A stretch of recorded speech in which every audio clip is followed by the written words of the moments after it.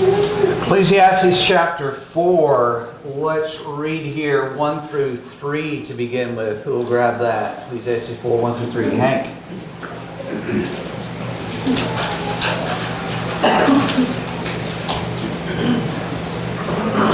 Then I returned and considered all the oppression that is done under the sun, and look, the tears of the oppressed, that they have been comforted on the sides of their oppressors.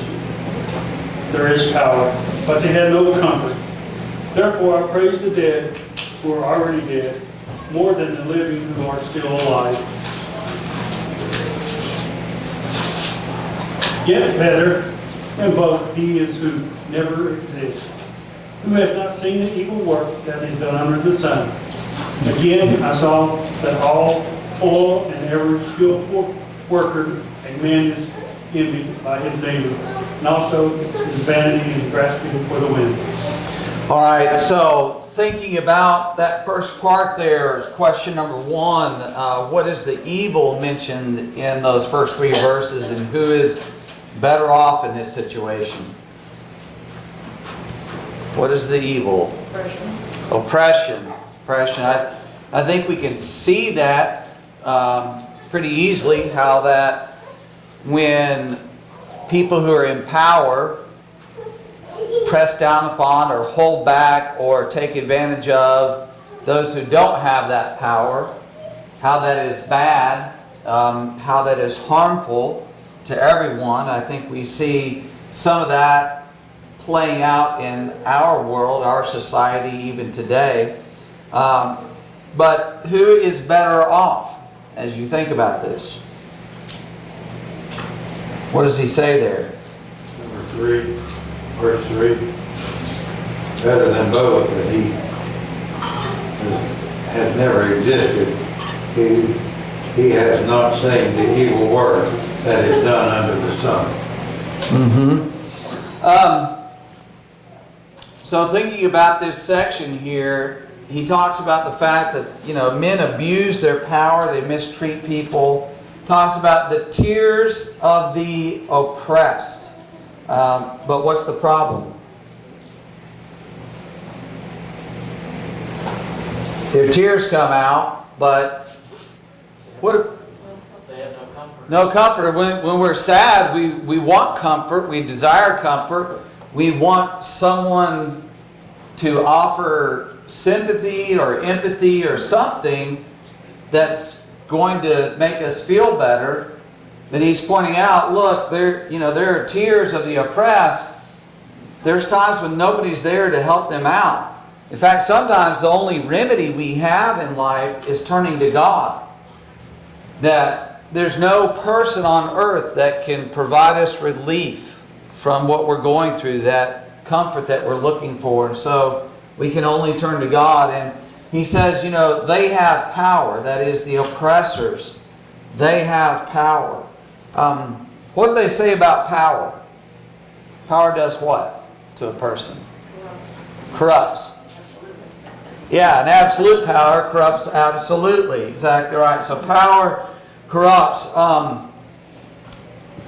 And there's no one here, as he's talking about, to fix this problem. Now, a question that I have to add to this is, why does God allow oppression?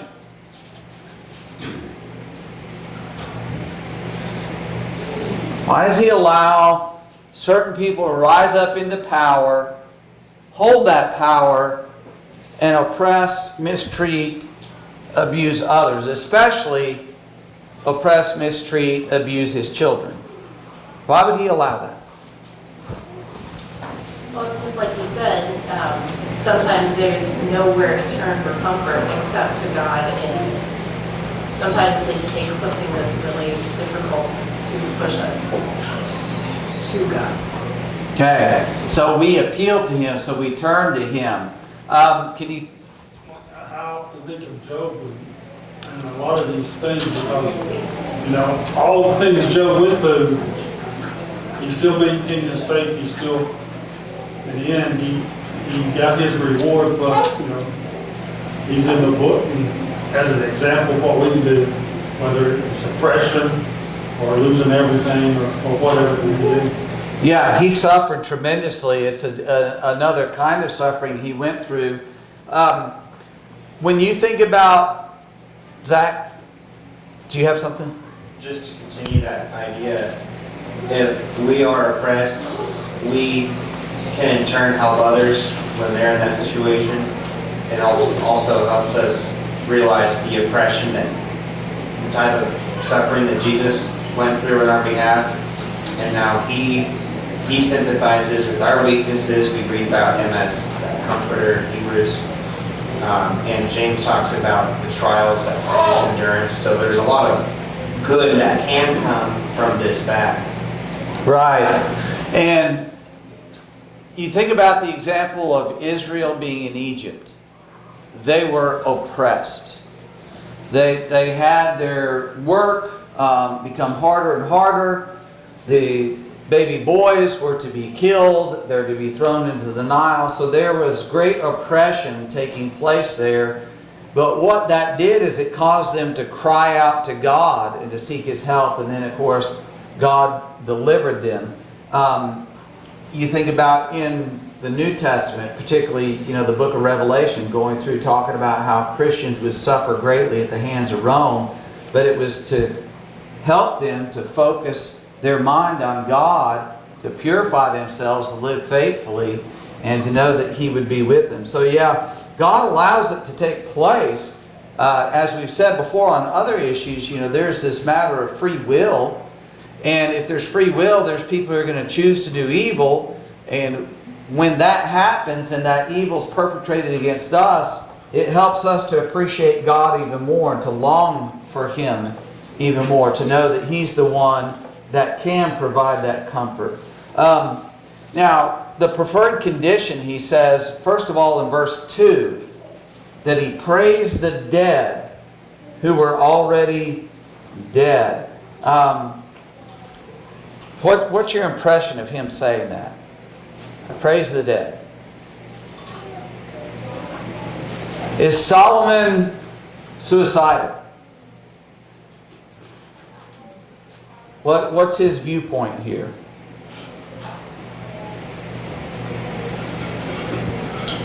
It just means that the dead are more fortunate because they don't have to go through that suffering.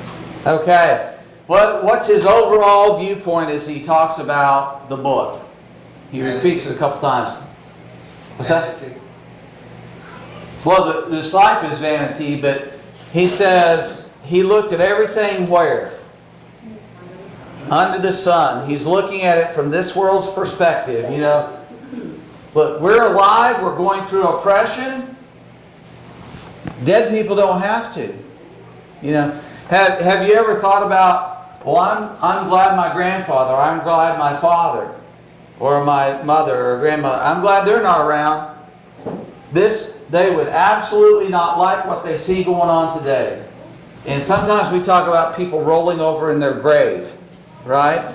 If they knew this, they would be rolled, because it would bother them greatly to see what's happening. And in a sense, Solomon's saying that, but he's just giving a blunt assessment. He's not talking about the condition of the soul beyond this world.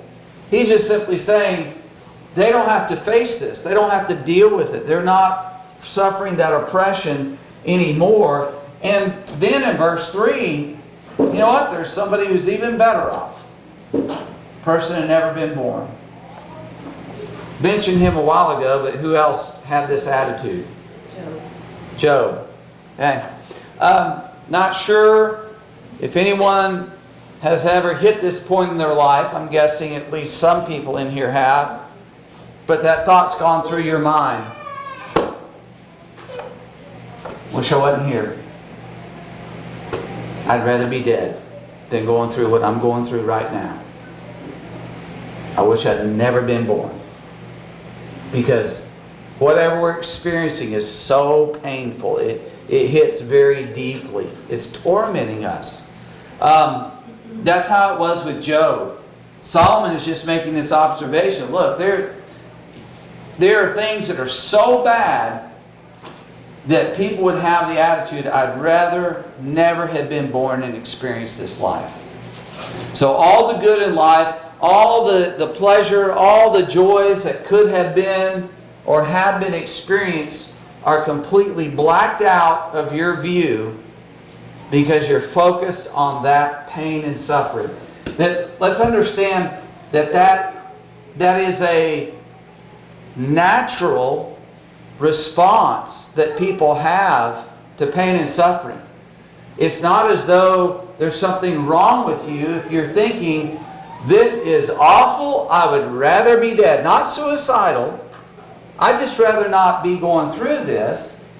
As a child of God, we have the promise of rest and comfort in the next life. And we think, wow, this is awful. Now, to stay there, to stay fixated on it, to not go forward or to not turn to God for wisdom, for comfort, for help, now that is a problem that we have to address. But it's not unusual, even for those who are committed to God, to think, wow, I would rather not be here. John, you have something? Christianity has a natural answer to this problem in that pure and undefiled religion is to help these folks who are innocent, who are oppressed, who are having difficult times. That's our job as Christians, to look out for those folks and help them through this and ultimately turn to Christ, which is going to be their ultimate help. Our lives are to be an answer to this problem that's being posed. Yes, if we're not the ones being oppressed, we can certainly step in and help out those and be that comfort to them.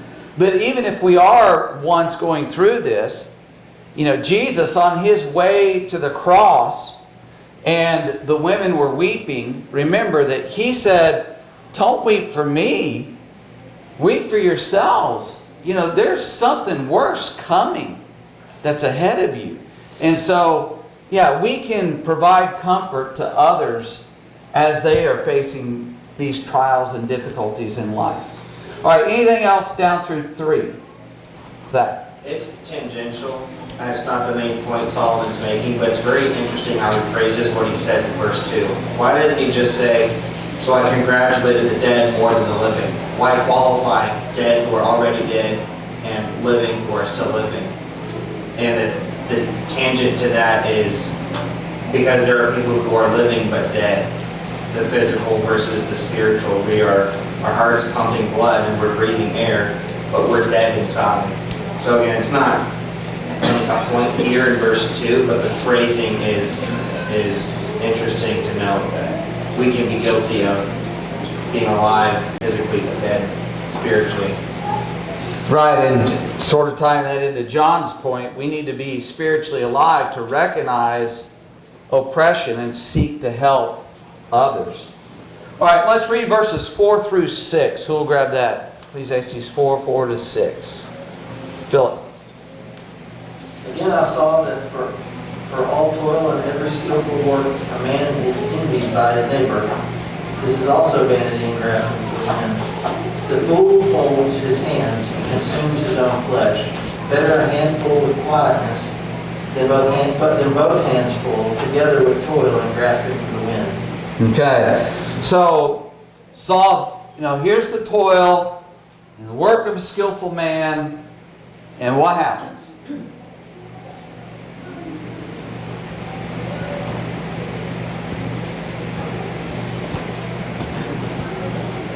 Vanity. Okay, right before this, he says there's something that takes place when somebody works in a skillful, his neighbor envies him. Right? Why does his neighbor envy him? Feels like he probably can't do as well. Makes him feel inferior or insignificant or whatever, and yet it makes him mad. Okay. He might be looking at this man and his, as it says here, his skills. Oh, he's got skills that I don't have. He can do this or that or the other. Whatever that skill may be. If it's, running a chainsaw or welding or it's, who knows, gardening, whatever it is. This guy does really good. or somebody's really good at numbers and finance and banking and all of that, and so, you know, they make a lot of money in business somehow. Well, oh wow, he's got that, I don't have that. And that bothers them about it. Nancy? Well, it could also include the accomplishments, the reputation and the accomplishments this person has. And that usually leads to wealth or possessions. It may not be great wealth, but it's success. And so that's it.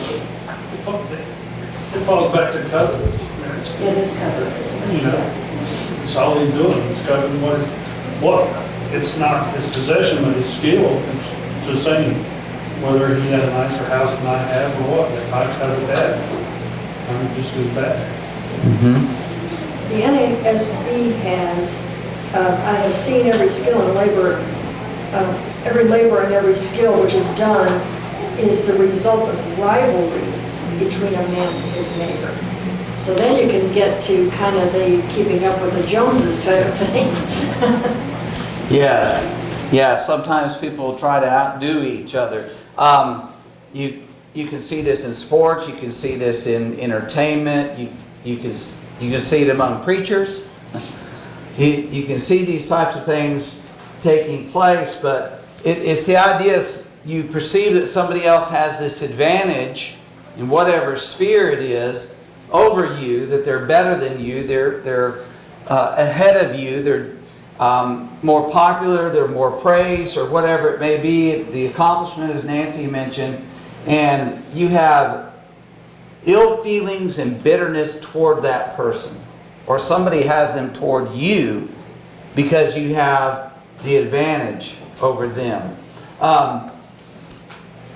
We want to understand that emulation is not envy. Right? There is a part that says, okay, you know, somebody's really good at this skill. I see that. Wow, I really want to work at doing that and pressing ahead and trying to do as good as they are. It's not bitterness, not anger. It's being used to motivate you to do better. That might be a marriage or parenting or whatever. And so that's one thing. Envy is another thing, with the anger and the hostility and all of that. So what about the lazy people, verse 5?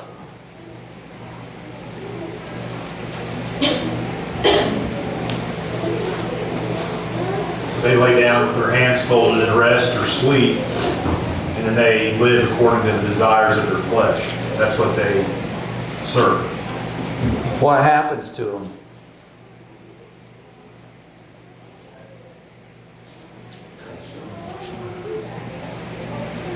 It says they're consumed with their own flesh. They waste away. They waste life. They destroy their life. And we can see this. You know, idleness is not a good thing.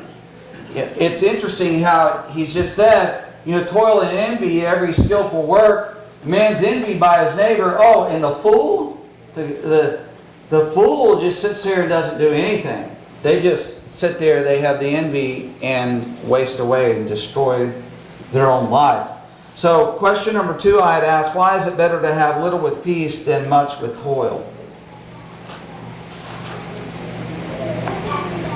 New King James says, better a handful with quietness than both hands full, together with toil and grasping for the wind. You have a spirit of contentment. You have a quiet disposition concerning this life, with the goal, eternal heaven as your goal, you're better off. 1 Timothy 6:6. Godliness with contentment is great gain. But the world doesn't look at that as great gain. They don't know what the gain of that is. But the gain of that is you're not involved in the envy and the striving and the rivalry. You're not dependent on someone else to come and provide for you. That's condemned as well. So the position that is correct is the one between those two, which is contentment And godliness means you're working to provide what you should. It doesn't mean you're not doing anything. But that is not the point of what you're doing. The point of what you're doing is providing in the godly way for your family or for others. Yeah. Thinking more of what we do, focused on our job, our task, things like that, versus, you know, what we possess, what we don't possess, what praise we get, what praise we don't get, you know, things like that. How we stand in society, how we compare to our neighbor. You know, there's a task, there's a job that we have to do. We have a responsibility. Stay focused on those things. Have the godly attitudes. You know, much wealth or great poverty, neither one of those extremes is really good. They have their own sets of problems within them. Mike? I guess maybe a question, I don't know. But it says one handful of rest is better than 2 fistfuls of labor. Is he saying that it's best to have balance in the fact that you have a handful of rest and a handful of labor rather than 2 handfuls of labor? Well, that's the NASB? Yes. Yeah, I prefer the King James, or the New King James. Better a handful with quietness than both hands full with toil and grasping for the wind. In other words, he's presenting this picture of somebody who's just always trying to get stuff. More accolades, more money, more possessions, more power. As opposed to, hey, I've got what I need. Now I'm at peace. I'm not driving myself crazy trying to do this advancement type thing. So, you know, poverty, or if you will, comparatively speaking, having what you need with peace, less stress in your life is better than being stressed out, being aggravated, you know, torn to pieces over something that you're working at or trying to pursue in life. So as Nancy said, a medium state is best. Food, clothing, shelter. You know, life is not about stuff. Any other thoughts there? Let's read 7 and 8, please. Ecclesiastes 4, 7 and 8. Who will grab that for us? Zach. Then I looked again at vanity under the sun. There was a certain man without a dependent, having neither a son nor a brother, yet there was no end to all his labor. Indeed, his eyes were not satisfied with riches, and he never asked, "And for whom am I laboring and depriving myself of pleasure?" This too is vanity, and it is a grievous text. Okay. So, as he's looking at this in verse 8, you know, there's one alone without companion in the New King James Version. The NASB, I think, has without dependent. And then there's a footnote there, without a second. Right? So there's a companion, there's someone who's there with you, alongside of you.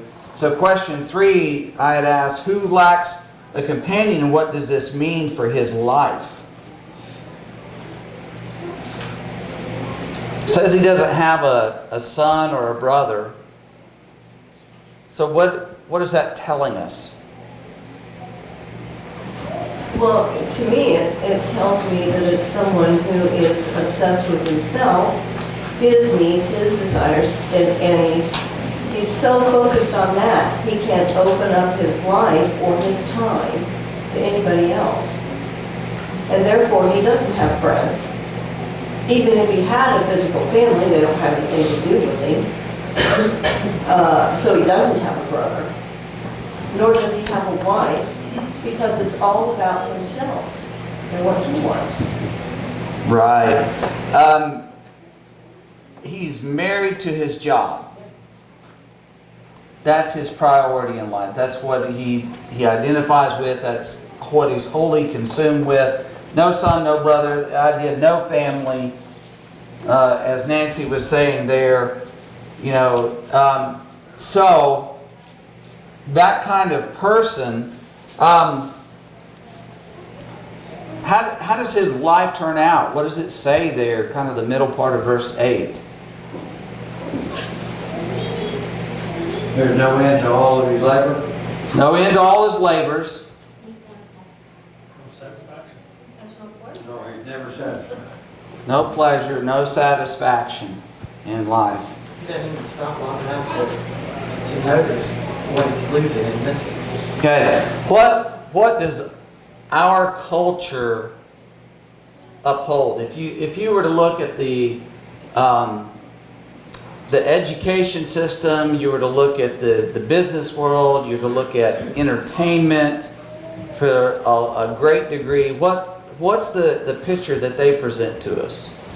Well, the Europeans refer to us as that we live to work rather than working to live. And their view is you work to live. Right. They are more laid back than us. You know, Hannah and I took a trip a few years ago to Australia, and everything there shuts down at 5. Like, you know, this was back pre-COVID pandemic type stuff. It shut down at 5. Restaurant, you'd be lucky if you could get something at 6. Right? I mean, that was just a normal type of thing. So you would need to make sure you had all your stuff taken care of before they rolled up the sidewalks. And I'm talking about cities like significant size cities, not like a Newton size, but Hickory, Statesville type size. So you've got that in different parts of the world. Our society, our education system, for men and women, career. Get this certification, get this degree, get this advancement, push, right? And it's not favorable to marriage and to family. In fact, there are penalties within our system toward families. So we have this idea of upholding what Solomon says, this guy's miserable. He's by himself, he's working. Now, he is successful, he's gaining materially, but what's the problem? Nobody to share it with. And, Mike, go ahead. Well, I was going to say in Ecclesiastes chapter 2 was the opposite side of the coin, and that is that you have someone who's gathering all this wealth to leave it to someone who he doesn't even know if he's a fool or not. Right. So all this gathering of wealth, no matter which side you're on, is vanity. It doesn't matter. Yeah, there's no satisfaction in that. And has anyone, you don't have to answer this out loud if you want to, that's fine. Have you ever taken a vacation alone? You know, imagine that. If you don't have somebody there to share it with, that's just, you know, it would be like if you had a birthday party by yourself or Christmas by yourself, right? You set up the tree, you wrap the gift, you give the gift to yourself, and that's it. There's no joy in that. And he's saying that, look at this life of this person, all they're consumed with is working and toil day after day after day, and they don't have anybody to share it with. It's divorced of that. So that is vanity, that is a grave misfortune. Any other thoughts there?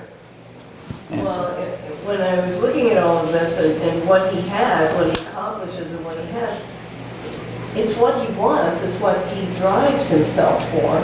But others would look at him with pity.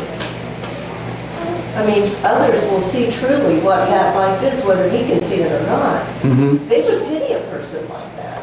Right. But he considers that success. Right, exactly. He's got his car, he's got his house, got his bank account, got his clothes, travels to exotic places, but there's nobody there. And sometimes there are people who, they don't care anything about a family, but they get into their 60s, 70s, then all of a sudden they realize, wow, I made a huge mistake because there's nobody here for me. Joyce. Well, you can't take all of that stuff with you. I've never seen a hearse a U-Haul truck hauling earth. Exactly. There ain't no space in that. No, Job said, I came into the world naked, I'm leaving naked. I'm not taking anything with me. So, exactly right. So, we've already touched on this. You know, Nancy mentioned a while ago, 1 Timothy 5:8. A man who is godly is to work for his family, provide for his own, especially for those of his own household. Who else does the Bible tell us to work for?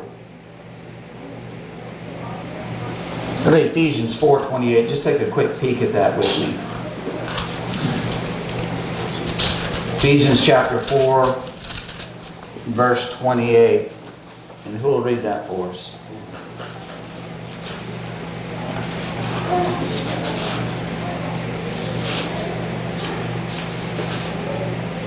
Zach? Let him who steals steal no longer, but rather let him labor, performing with his own hands what is good, in order that he may have something to share with him who has need. Hey, there are other people who have need. It is perfectly legitimate for us to work and to have a goal. Look, I'm not only providing for myself and my family, but I want to make enough I can help somebody who's in need. If it's a widow, if it's an orphan, if it's somebody who's disabled, I want to work to help them out. That's part of what we're supposed to be doing. Wow. Stephen, in the Galatian letter in chapter 6, Paul gives us the relationship again about sowing and reaping. And in verse 10 he says, therefore, as we have opportunity, let us do good to all, especially to those who are of the household of faith. And in that doing good, it's making distribution to the needs of those individuals. And those of us that are blessed are obligated, as you were describing, to make distribution to those that have need. Right, exactly right. Being thoughtful, mindful of them. John, you have something? Well, Philippians 2, 3, and 4 address the series of verses where it says, do nothing from rivalry or conceit, but in humility count others more significant than yourself. Let each of you look not to his own interest, but to the interest of others. But yeah, that covers the, doing things out of rivalry or envy in our jobs, life, but also, once again, Christianity nips this problem in the bud by saying, don't think so much about yourself, think about others. Right, exactly. Let's go to Acts 20.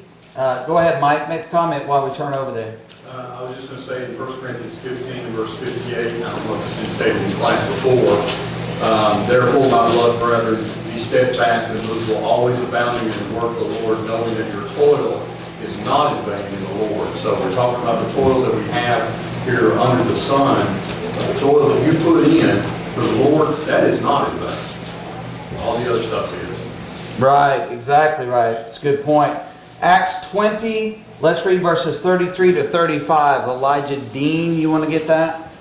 33 to 35. Yes, sir. I coveted no one's silver or gold or apparel. You yourselves know that these hands ministered to my necessities and to those who were with me. In all things I have shown you that by working hard in this way, we must help the weak and remember the words of the Lord Jesus, how he himself said, it is more blessed to give than to receive. Okay, just making that point, how there is a reward in being able to bless other people, to give to them, to help them out.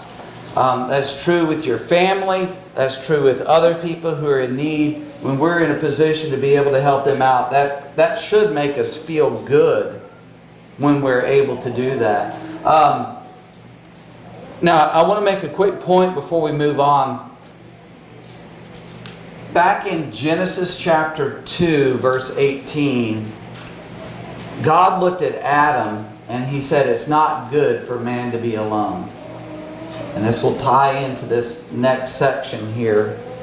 But it's not good for man to be alone. So he made Eve to be with him, to be a companion comparable to him. you fast forward to the life of the Apostle Paul. And he was not married. But where was his focus in life?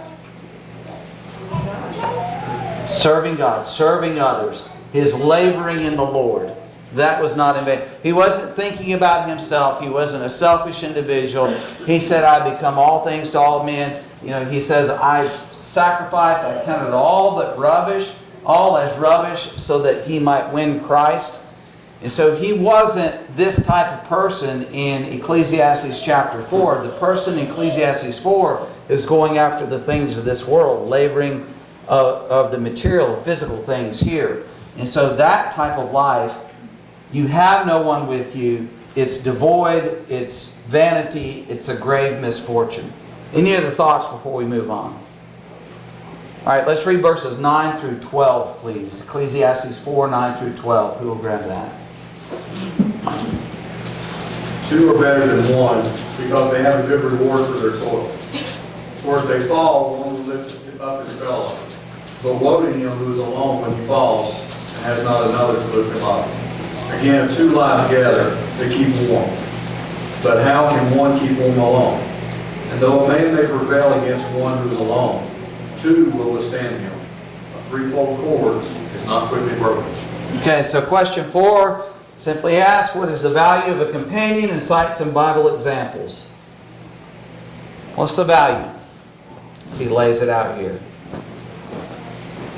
Share the work. Share the work, right? Anything else? How about sharing ups and downs of life, difficulties, right? How many of us have had an experience of going through either a health crisis ourselves, somebody close to us, maybe a child, but you have a spouse to go through it with? That's better than if you were all alone, right? So you have someone there with you, and you can share the fruit of your labors with that individual. What does he say about when you fall down? I'd help you out. Somebody to help you up. So that's true if you fall physically, right? Can you fall other ways? Mentally? Spiritually? Financially?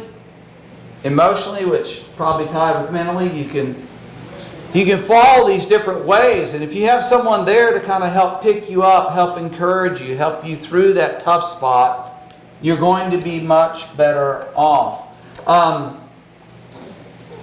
So what about Bible examples? Moses and Aaron. Moses and Aaron. What happened? Moses, Aaron, there was another fellow. Exodus 17. Does anybody remember? Moses, Aaron, and Hur. Not H-E-R, H-U-R.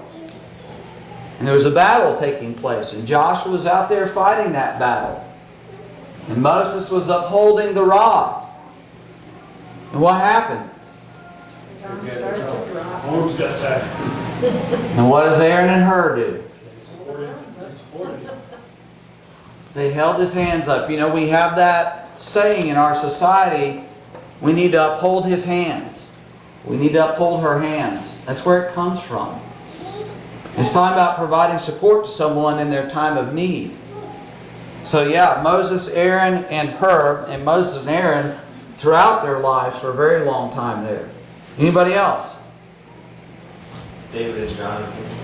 I think they're a great example. Two friends, they're not related, but they've become connected.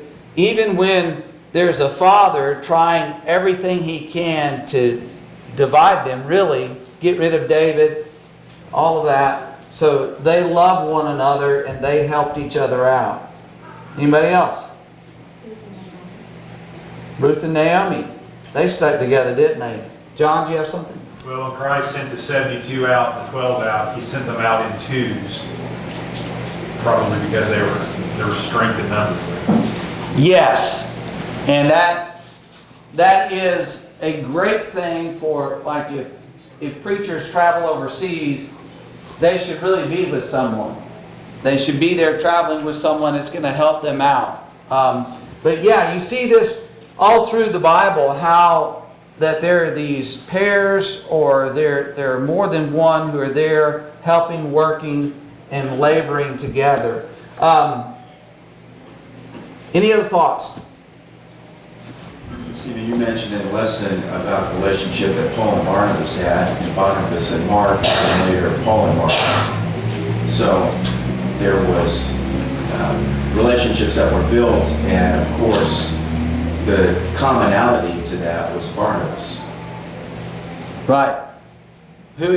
What's his name mean? Son of encouragement, right? Yeah. So you can imagine Barnabas had a lot of people that were like, I want to be around Barnabas. I want to spend time with him. Thinking about this idea of companionship, and you referenced Genesis 2:18, even the nature of God is one of companionship. God the Father, God the Son, God the Spirit. So even God He's one, but He's three in one. And so that nature of we need others is part of the image and nature of God. He made us as social creatures. He made us needing connection. And our greatest need for connection is where? As the book ends up. Yeah, we need God more than anything. And He is the divine friendship that we need.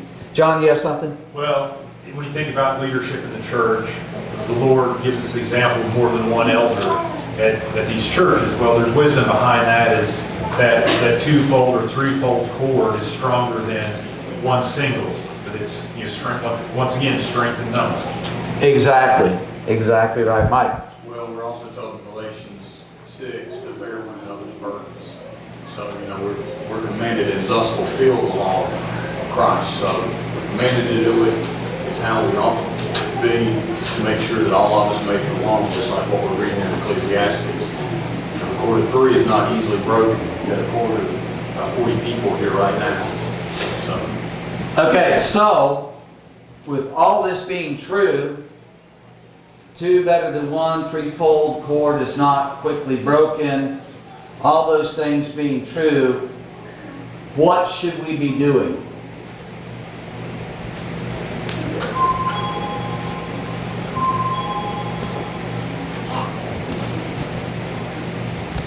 Any thoughts? Proverbs 18:24. How about that?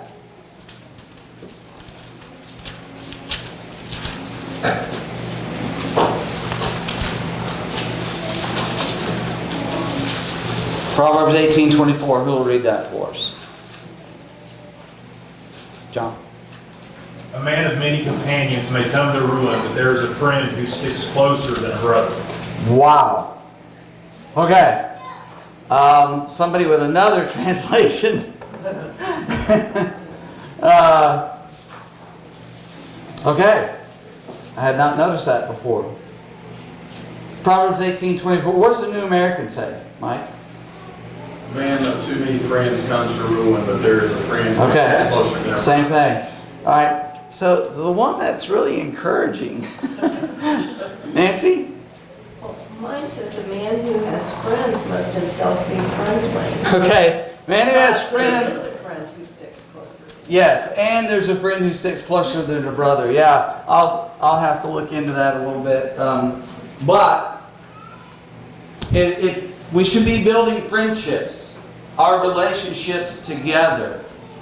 So we have that ability to reach out when we need help, or when we see someone needs help. It's not that we have to second guess, or they're going to wonder why I'm doing this, or am I going to be intruding. It's just we have this relationship with each other. And that really is what makes discipline in the church effective, is when we have these relationships with one another, that when that relationship's severed, it hurts. So we want to be building relationships with each other so that we have that threefold cord, if you will. As Mike said, 40-fold cord that is not quickly broken. All right, so verses 13 down through 16, let's read those. Who will grab that for us? 13 to 16. Philip. Better a poor and wise youth than an old and foolish king who will be admonished no more. For he comes out of prison to be king, although he was born poor in his kingdom. I saw all the living who walk under the sun. They were with the second youth who stands in his place. There was no end of all the people over whom he was made king, yet those who come afterward will not rejoice in him. Surely this is also vanity grasping for men. Okay. So, the popularity of rulers is fleeting. What's the problem with an old and foolish king? Question 5. No longer listens to admonishment. Doesn't listen to admonishment. What does that mean? What's going to happen with him? He's not going to change his ways. He's not going to repent for his sins. Okay, he won't repent for his sins, won't change his ways. Any other thoughts, Nancy? Well, he becomes so arrogant that the people will turn against him and they'll replace him with someone they like that listens to them. Right. Some people, this can happen in companies as well as in nations. This can happen in churches, to where the leaders get to a point they don't think they need to hear any kind of feedback, any constructive criticism, anything, and that will isolate them off from everyone, and they lose their influence. And then somebody else is going to fill that vacuum and be a leader. Or other people will fill that vacuum and be a leader. And so he's saying, this old and foolish king won't be admonished, won't listen, won't realize, hey, this is not a good policy here. Don't do this. People don't like it. It is, at the beginning of the chapter, this is oppressive. You need to quit. You see any of that going on? Anybody have anything to add so far? Mike? Well, I was thinking just because of the Solomon that he may have had David and Saul in mind. Because it's mentioned in 1 Samuel chapter 18, when Saul saw that he was prospering greatly, he dreaded David. But all of Israel and Judah loved David, and he went out and came in before them. So the story happens now. Yeah, the influence goes to David for sure. Exactly right. So then basically he says, he came out of prison, he was born poor, he rose up to be in the kingdom, but now he's not listening to anyone. So there's another one who's going to come and stand in his place, as Nancy says. Somebody else is going to take his place. Somebody's ability to rule and lead is tenuous at best. Especially the larger the group is, the more uncertain that is. And people are fickle, and they are forgetful, and they are apt to change their minds based on the passions of the moment. That's one of the things, that our founding fathers were worried about. It's why they didn't set up a direct democracy, a pure democracy, because people can be whipped up into a frenzy and change their mind on a whim. And so they put safeguards in for that. And here he's saying, you know what, somebody can become intransigent and he'll be replaced. He's out. He's gone. All right, any other thoughts there? Nancy. I thought about Joseph and all that he did for Egypt, but there arose a king that didn't know him, and it didn't matter what all he had done. Right. Everything changed for his family that was there. Exactly right. All right, thank y'all, Lord willing. Ecclesiastes 5 next week. Yeah, next week.